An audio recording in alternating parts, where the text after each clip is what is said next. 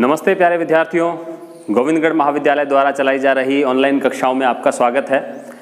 मैं दीपक कुमार, सहायक आचार्य हिंदी, आप सभी का हमारी कक्षा में हार्दिक स्वागत करता हूं। जैसा कि आप जानते हैं कि हम बीए द्वितीय वर्ष के प्रथम प्रश्न पत्र में जो बिंदु हमारे पाठ्यक्रम में शामिल किया गया है काव्य रीति का, काव्य रीति के संबंध में हमारी 3 कक्षाएँ पूर्व में हो चुकी हैं। आप हमारे पिछले वीडियोज़ में जा कर के वो 3 कक्षाएँ देख सकते हैं। काव्य रीति से संबंधित आज की हमारी चौथी कक्षा में हम बात करेंगे जो काव्य रीतियों के प्रकार हैं, उनमें जो पहली काव्य रीति मानी जाती है उसके बारे में। तो सबसे पहले हम बात करते हैं, आप जानते हैं कि काव्य रीति जो मैंने पिछली कक्षा ली थी और उसमें मैंने बताया था बहुत अच्छे से कि जब भी आपसे पूछा जाए काव्य रीतियाँ कितने प्रकार की होती हैं तो आपको काव्य रीति के प्रकार 3 बताने हैं। और तीनों रीतियों में से भी जो पहली रीति मानी जाती है, जो सर्वप्रधान रीति मानी जाती है, सबसे महत्वपूर्ण रीति मानी जाती है, ऐसी रीति जिसमें सभी गुणों का समावेश माना जाता है, वह रीति है वैदर्भी रीति। तो आइए आज हम बात करते हैं वैदर्भी रीति की। तो मैं यहाँ लिख देता हूँ वैदर्भी रीति। तो हम बात करते हैं वैदर्भी रीति की कि इस रीति को सबसे पहली बात तो जब हम कोई भी शब्द देखते हैं या किसी भी भेद के बारे में बात करते हैं तो हमारे मस्तिष्क में एक बात जरूर आती है कि ये इसका मतलब क्या है, ये वैदर्भी रीति का तात्पर्य क्या है। तो वैदर्भी रीति का तात्पर्य है ऐसी रीति जो विदर्भ क्षेत्र के जो रचनाकार थे उनके द्वारा प्रयोग किए जाने के कारण इस रीति का नाम विदर्भ से जुड़ करके वैदर्भी हो गया है। आप जानते हैं कि महाराष्ट्र का जो क्षेत्र है, जो बाद में बरार नाम से जाना जाने लगा, तो बरार प्रांत का जो क्षेत्र था वो पूर्व में पहले विदर्भ क्षेत्र के नाम से जाना जाता था। और विदर्भ क्षेत्र के जो रचनाकार थे, साहित्यकार थे, कवि थे, उनके द्वारा इस रीति का सबसे पहले प्रयोग होने के कारण इस रीति को वैदर्भी रीति कहा गया है। तो हम बिंदुवार बात करेंगे, मैं बिंदुवार लिखता भी जाऊंगा ताकि आप जो आवश्यक चीज़ें हैं, जो आवश्यक बातें हैं वो अपने पास नोट डाउन कर लें, उतार लें। तो पहला बिंदु के रूप में मैं लिख देता हूं विदर्भ क्षेत्र से संबंधित होने के कारण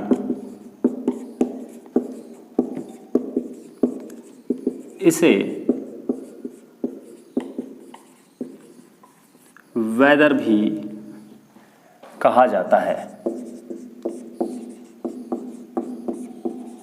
क्योंकि विदर्भ क्षेत्र से संबंधित है, जो महाराष्ट्र का क्षेत्र है विदर्भ क्षेत्र, उससे संबंधित होने के कारण इसको वैदर्भी कहा जाता है। अब इसके बारे में जो दूसरी महत्वपूर्ण बात है वो ये है कि ये जो गुणों में भी सबसे जो महत्वपूर्ण गुण माना जाता है उसे माना जाता है, वह माना जाता है माधुर्य गुण। तो यह रीति माधुर्य गुण से युक्त होती है। किससे युक्त होती है? माधुर्य गुण से युक्त होती है। तो इसे भी हम लिख लेते हैं कि यह रीति माधुर्य गुण से युक्त होती है। आपको ध्यान होगा जब हमने रीति की परिभाषा पर बात की थी तो वामन ने कहा था विशिष्ट पद रचना रीति विशेषो गुणात्महा, यानी कि यह जो विशिष्टता है वह किसी भी रीति में गुणों के प्रभाव से आती है, गुणों के साथ समन्वित होने के कारण आती है, गुणों से युक्त होने के कारण आती है। तो यहाँ ये बात बहुत ध्यान रखने की है कि जो भी रीति है वो किसी न किसी गुण से संबंधित है। तो यहाँ पर यह जो रीति है वैदर्भी रीति वह माधुर्य गुण से युक्त है। आप जानते हैं कि जो गुण होते हैं वो भी रीतियों की तरह ही, वैसे तो वामन ने गुण जो बताए हैं वो 20 बताए हैं, लेकिन हम 20 की बात नहीं करेंगे, हम 3 की बात करेंगे, क्योंकि जो आचार्य मम्मट हैं उन्होंने गुणों की संख्या 3 बताई है और वो गुण हैं माधुर्य गुण, ओज गुण और प्रसाद गुण।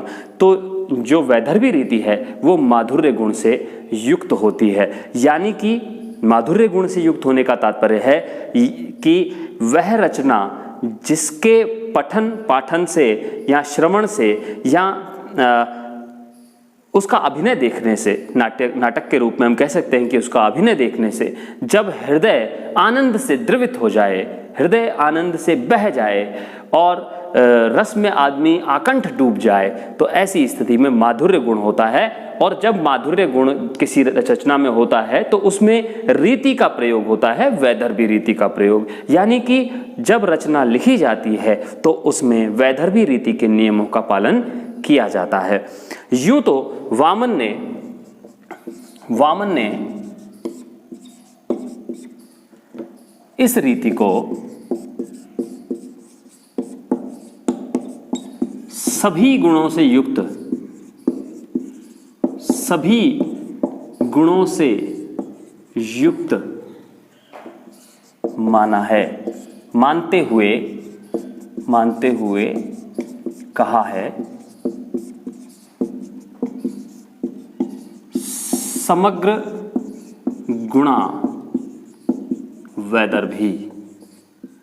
समग्र गुणा वैदर्भी यानी कि वैदर्भी जो है वह समग्र गुणों से युक्त होती है। वामन ने तो 20 बताए थे, तो इनका मानना है कि शब्दगत 10 और अर्थगत 10 जो गुण वामन ने बताए हैं, यह रीति उन सभी 20 गुणों से युक्त होती है। हालांकि वामन ने ऐसा कहा है, लेकिन समझने के तौर पर हम कह सकते हैं और आज की परिस्थितियों में हम कह सकते हैं, या जो वामन के बाद के जो अध्येता हैं उन्होंने ये माना है कि यह रीति जो है मुख्य रूप से, वैसे तो ये सभी गुणों से युक्त होती है, सभी गुणों की अभिव्यंजना इस रीति में हो सकती है, लेकिन फिर भी हम थोड़ा सा इसका इतना सामान्यीकरण कर देना ठीक नहीं है बात का। तो हम इस बात से समझते हैं कि इस रीति में जो सबसे महत्वपूर्ण गुण होता है वह होता है माधुर्य गुण। अब माधुर्य गुण की जो रचना होगी वह हृदय को आनंदित करने वाली होगी, हृदय उसमें आनंद से बह जाएगा और रसास्वादन में आकंठ डूब जाता है व्यक्ति। तो उस बात को ध्यान में रखते हुए हम कह सकते हैं कि इस रीति में यह जो रीति होती है यह कोमल कांत पदावली से युक्त होती है, यानी कि इसमें कोमल और मधुर शब्दों का प्रयोग किया जाता है। कोमल और मधुर शब्द जो होते हैं वो प्रकृति शब्द की बता देती है। किसी भी शब्द को जब हम सुनते हैं, किसी भी शब्द को जब हम पढ़ते हैं, तो कुछ शब्द ऐसे होते हैं जो कर्णकटु होते हैं, कानों को चुभते हैं, और कुछ शब्द ऐसे होते हैं जो अपनी प्रकृति से ही मधुर होते हैं। जैसे पंकज शब्द बड़ा मधुर है। हम जो नाम आप देखते हैं हमारे जीवन में, जो आसपास के लोगों के नाम आप देखें तो उसमें भी कोई शब्द ऐसा होता है जो बड़ा मधुर सा लगता है, कि जैसे पंकज हो गया, जैसे कोमल हो गया। तो ये जो शब्द हैं ये बड़े मधुर प्रकृति के हैं। लेकिन कुछ शब्द ऐसे भी हैं, जैसे मान लीजिए किसी का नाम है रोबर्ट राम, तो ये शब्द अपनी प्रकृति में उतना कोमल नहीं है। रोबर्ट राम तो उसमें सुनते ही ऐसा लगता है कि भाई ये बड़ा कोई कर्णकटु जो ध्वनि है हमारे कानों में पड़ गई है। तो हमें शब्द की जो प्रकृति है उससे पता चलता है कि यह कौन सी रीति इसमें पालन की गई है। तो जब कोमल कांत पदावली और मधुर शब्दों का प्रयोग जहां किया जाता है तो वहां माधुर्य गुण होता है और वैदर्भी रीति होती है। तो इस बात को भी हम लिख लेते हैं। इसमें सुकुमार शब्दों, सुकुमार का मतलब भी है कोमल, सुकुमार शब्दों, मधुर वर्णों या कोमल कांत पदावली का प्रयोग किया जाता है। अब सुकुमार शब्दों का प्रयोग होना, मधुर वर्णों का प्रयोग होना और कोमल कांत पदावली का प्रयोग होना, ये तीनों एक ही बात है, इनमें कुछ अलग अलग नहीं है। लेकिन आप ध्यान रखें, जब भी हो सकता है कि जब परीक्षा में आपके पास आ जाए ऑब्जेक्टिव टाइप कोई पेपर हो और उसमें आपको मधुर वर्णों और कोमलकांत पदावली न मिले लेकिन ये सुकुमार शब्द हो, तो इसीलिए आपको 3 तरह से बता दिया गया है कि जहां सुकुमार वर्ण हो, मधुर वर्ण हो, सुकुमार शब्द हो या कोमलकांत पदावली, ऐसी पदावली जो कोमल आपको प्रतीत हो, तो वहां पर वैदर्भी रीति होती है और वैदर्भी रीति का पालन करने पर माधुर्य गुण की अभिव्यक्ति होती है। और आगे देखते हैं, जैसा कि हम जानते हैं कि जो आनंदवर्धन है, हमने हमारे पिछले वीडियो में बात की कि आनंदवर्धन ने वैदर्भी रीति को असमासा संघटना कहा है। असमासा संघटना का मतलब है जहां समास नहीं हो, समासों का अभाव हो, सामासिक पदावली का प्रयोग नहीं हो। तो इसको भी हम लिख लेते हैं कि इस रीति में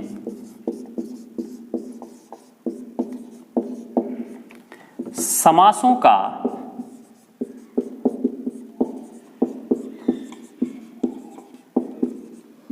अभाव होता है, समासों का अभाव होता है, यानी कि यहां शब्दों को मिला मिला करके प्रयोग नहीं किया जाता है। शब्दों को यदि मिलाते हैं तो उनका अर्थ ग्रहण करने में, उनका रसास्वादन करने में कोई बाधा उत्पन्न होती है। इसीलिए हम इस रीति में, वैदर्भी रीति में कभी भी बहुत प्रयास करते हैं कि जो सामासिक शब्दावली है, सामासिक पदावली है, उसका प्रयोग यहाँ न किया जाए, समासों का बड़ा प्रयोग यहाँ पर न किया जाए। छोटे छोटे समास आ जाएं तो उसमें कोई विशेष कष्ट नहीं होता है। हालांकि छोटे छोटे समास आ जाने पर फिर वह रीति पांचाली रीति होने की संभावना रहती है, इसीलिए यहाँ पर समासों के प्रयोग से बचने का प्रयास प्रत्येक कवि रचनाकार करता है। आगे बात करते हैं, इस रीति में कै, च, पै वर्ग के वर्णों का प्रयोग होता है, इस रीति में कै, च, पै वर्ग के वर्णों का प्रयोग होता है। यहां पर आप देखें, ट वर्ग की जो ध्वनि है उसका प्रयोग यहां नहीं होता है, उसकी बनिस्पत, उसकी जगह पर यहां पर कै, च और पै वर्ग के वर्णों का प्रयोग किया जाता है, क्योंकि इन वर्णों का प्रयोग करने पर, क्योंकि ये जो वर्ण हैं वो कानों को अधिक कष्ट नहीं देते हैं, इनसे जो उत्पन्न होती हैं ध्वनियाँ वो कर्ण प्रिय ध्वनियाँ होती हैं, कानों को अधिक कष्ट नहीं होता है। इसीलिए इस जो रीति है उसका उद्देश्य ही मधुर गुण की अभिव्यंजना करना है, इसीलिए इसमें कै, च, पै वर्ग के वर्णों का प्रयोग किया जाता है। आगे चलते हैं और अंतिम बिंदु के रूप में ऊपर लिख देते हैं, और अंतिम बिंदु है हमारा कि इस पूरी रीति से जो माधुर्य गुण की अभिव्यंजना के लिए प्रयोग की जाती है, इस पूरी रीति में जो रस है उसका स्थान क्या है, या किस रीति में या किस गुण की रचना में कौन से रसों की अभिव्यक्ति होती है, यहाँ पर हमें देखना चाहिए कि क्योंकि माधुर्य गुण की अभिव्यंजना इस रीति में होती है और मधुरता का समावेश श्रृंगार रस में, करुण रस में और शांत रस में होता है, इसीलिए जो वैदर्भी रीति होती है वह इन 3 रसों से जुड़ी होती है। तो हम यहाँ अंतिम पंक्ति में लिख देते हैं कि यह रीति श्रृंगार, करुण व शांत रस से संबंधित होती है,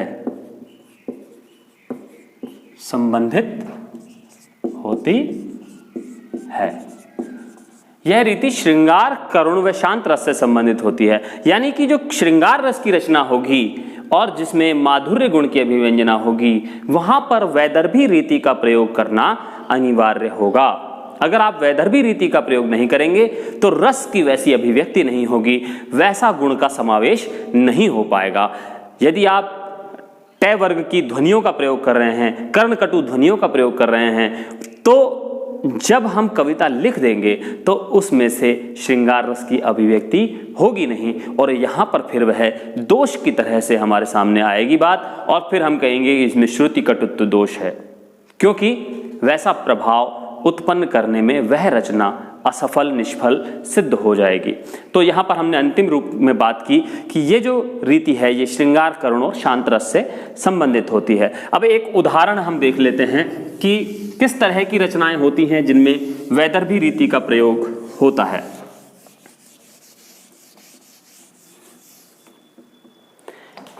एक वैसे अगर देखा जाए तो बिहारी लाल के जो दोहे हैं रीतिकाल के, जो रीति सिद्ध काव्यधारा के प्रमुख कवि माने जाते हैं, बिहारी सतसई के कारण जो हिंदी साहित्य में अपना एक अपूर्व स्थान रखते हैं, वो जो बिहारी लाल हैं उनकी जो लगभग जो रचना है पूरी बिहारी सतसई, उसमें जो 713 दोहे हैं उसमें 600 दोहे श्रृंगार से संबंधित हैं, और वो सारे श्रृंगार के दोहे जो हैं वह वैदर्भी रीति का पालन करते हुए ही लिखे गए हैं। लेकिन एक आध दोहा हम उस पर बात कर लेते हैं। एक दोहा मैं लिख लेता हूं कि झीने पट में झुलमुली झलकती ओप अपार, सुरतरु की मनु सिंधु में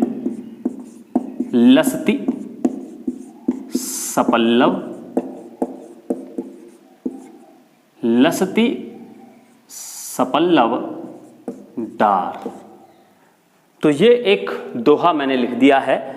झीने पट में झुलमुली झलकती ओप अपार, सुरतरु की मनु सिंधु में लसती सपल्लव डार। तो यहाँ पर एक नायिका के श्रृंगार का वर्णन करने का प्रयास किया गया है, और उसके श्रृंगार पर टिप्पणी करते हुए कवि ने कहा है कि जब वह नायिका झीने वस्त्र पहन लेती है, पारदर्शी वस्त्र पहन लेती है, तो ऐसा लगता है मानो उसके अंग प्रत्यंग उस पारदर्शी वस्त्र में से ऐसे झलकते हैं, मानो कि जो सुरतरु है यानी कि जो कल्प वृक्ष है उसकी कोई पत्तों से लदी हुई डाली समुद्र के भीतर लहरा रही हो, और समुद्र के ऊपर से देखने पर उसकी आभा अद्भुत प्रकार से दिखाई दे रही हो। तो यहाँ पर एक सुंदर चित्रण नायिका के शारीरिक सौंदर्य का किया गया है, उसके अंग प्रत्यंगों की शोभा का किया गया है, जो उसके पारदर्शी वस्त्रों से प्रकट हो रहा है और बाहर की तरफ दिखाई दे रहा है। तो उसमें आप देखें यहाँ पर कोई बहुत बड़े शब्दों का प्रयोग नहीं किया गया है, बहुत सामासिक शब्दावली नहीं है।